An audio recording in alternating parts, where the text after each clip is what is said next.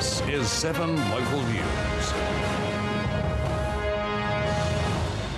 Good evening and welcome to another 7 Local News special presentation on Queensland's floods. I'm Joanne Desmond. First, a snapshot of what is happening now. The situation continues to worsen in Rockhampton. The city is bracing itself as the peak of the Fitzroy River floodwaters edge closer. Hundreds of kilometres away to the southwest, swollen rivers and creek systems meander their way to townships like St George and Surat. In Bundaberg, Emerald and Dalby, the damage has been done. It's now a case of counting the cost, and that includes the personal cost. Rebuilding bricks and mortar is one thing, rebuilding lives is something else again. For thousands and thousands of people returning to their homes, it will be a case of starting over, virtually from scratch. We start our reports from Rockhampton, where people are leaving the town in droves, seeking shelter with family and friends, or coming to evacuation centres to ride out the worst of it. Reporter Anna McManamy has spent the day at Depot Hill, where residents are continuing to evacuate. Anna, how are the people coping? Joe, residents are coping remarkably well. Many have spent the last 2 weeks moving their belongings to higher ground and making arrangements with friends and relatives. But as the waters rise, more and more families are being forced to evacuate, not knowing when they'll be able to return. The floodwaters are rising so quickly in Rocky, emergency services are having trouble filling enough sandbags to meet demand. Around 50 volunteers are urgently needed to help fill 2,000 sandbags as waters reach critical levels at Depot Hill and Yeppan Lagoon. If you can help, please call the hotline on 1300 22 5577. A Rockhampton man has found a unique way to assist others in the flood-hit city. Garrett Wells has set up a Facebook page for residents to share information and stories to help them through the disaster. In Dalby, it's a case of water everywhere, but not a drop to drink. Bottled water is still being trucked into Dalby. The local water treatment plant is flooded. If the situation gets worse, the local authorities will consider rationing water. The Dalby floodwaters have moved on, leaving havoc in their wake, and there is more to come. The Condamine River has already hit the township of Condamine, and residents now sit it out, waiting to return to their homes to assess the damage. At Surat, where the Condamine River becomes the Bulletin, flood levels are 12 metres and rising. From Surat, the floodwaters will move along later this week to St George, where locals are preparing for the worst. They were flooded in March, a so-called 100-year flood that's taken only 9 months to come around again. Police are frustrated that people continue to take risks in flooded and swollen waterways. A man is missing, feared drowned after his tinny filled with water at the mouth of the swollen Boyne River off Boyne Island. The man waited on a sandbar while his mate took the tinny to shore to bail it out. But when he returned, the 38-year-old had disappeared. Locals say conditions were too dangerous yesterday afternoon for a boat that size. And the search has been suspended for a swimmer reported missing in the Fitzroy River at Rockhampton. The worry now is not if, but when and where more rain will fall. More than 150 millimetres fell in some parts of the state overnight. We're joined now by reporter Trent Evans, who's been following the weather developments. Joe, I'm at the Weather Bureau with weather forecaster Diney Donu. Diney, you've been watching some sort of storms that are in the north of the state overnight that have dumped a bit of rain. Is that a threat for the rest of the state? What can we expect? Well, we should be expecting similar sort of weather conditions over the next few days.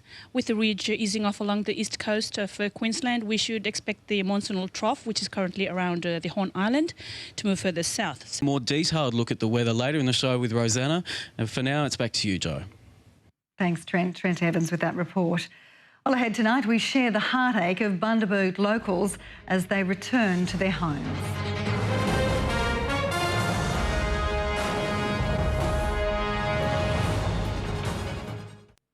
You're watching a special floods edition of 7 Local News. The Burnett River dropped remarkably overnight and is now around the 2-metre mark.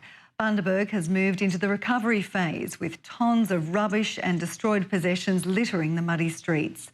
Some businesses are not expected to reopen. Others could be closed for months. But there is hope amid the devastation. Community groups and complete strangers are going from house to help in the clean-up. Well done, girls.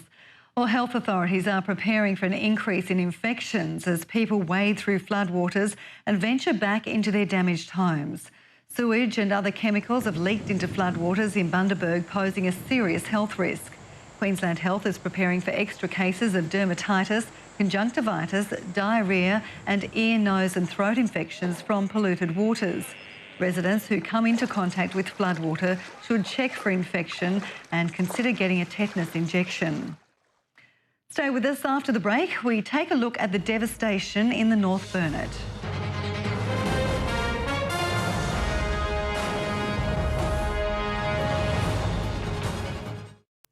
You're watching a special floods edition of 7 Local News. The North Burnett was one of the first regions to be severely damaged by heavy rains and the subsequent floods. Residents have now moved their belongings into their yards as they wait for insurance assessors to tally the cost of the damage. And just a reminder that you can make a donation to the Premier's flood appeal at any Queensland branch of the Bank of Queensland and the 4 major banks. To donate using your credit card, call 1800 219 028. You can also go online at www.qld.gov.au/floods. Rosanna joins us after the break with all the latest weather details and what we can expect as the big wet continues.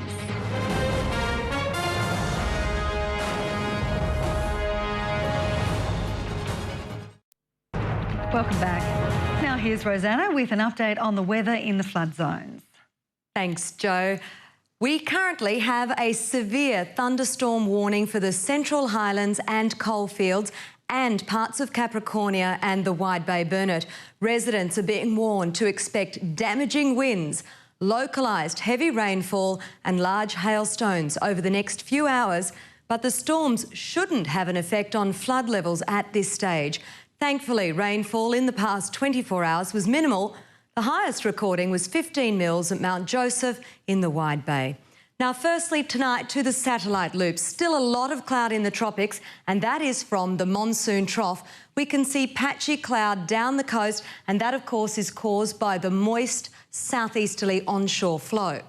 On today's chart, the ridge continues over southern Queensland, and also an upper trough is still making conditions unstable. Coupled with the moist winds, it's creating those showers and the storms. Now, on tomorrow's chart, the ridge over the southeast will bring further showers and storms. That weak low pressure system sitting out here will freshen the winds slightly. The monsoon trough is also expected to move south, and that will bring more rain into the tropics. Now for a quick look at the flood warning summary for the Fitzroy catchment. Flood levels in Emerald have now fallen 1.3 metres following its record peak, but the Fitzroy River at Rockhampton is continuing to rise, reaching 8.8 metres at 10:15 this morning. It's expected to remain above 8.5 metres for up to 10 days. Now along the Burnett, levels at Bundaberg have now fallen below the minor flood level and are expected to continue falling during the night throughout the Burnett River catchment. The official forecasts now from the Bureau. For the Capricornia district, the severe thunderstorm warning will continue for the next few hours.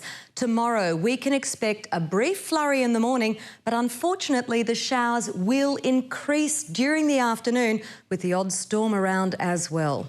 For the Central Highlands and Coalfields, it's a similar story here. A few showers about, especially in the afternoon, and there's the chance of a storm. For the Wide Bay and Burnett, we'll have a few rainy moments tomorrow, and there'll be isolated thunderstorms inland during the afternoon. Now, looking ahead to tomorrow's rainfall forecast, there is a chance of rain in the Capricorn and Central Highlands, indicated by the light orange, but we'd be unlucky to get more than 10 mils. So that's all for now. I'll be back tomorrow night with our usual local weather. I hope you can join me then. Thanks, Jo. Lovely. Thanks for that, Rosanna. And that's our special floods edition of 7 Local News. Thanks for your company. From all the team, stay safe and good night.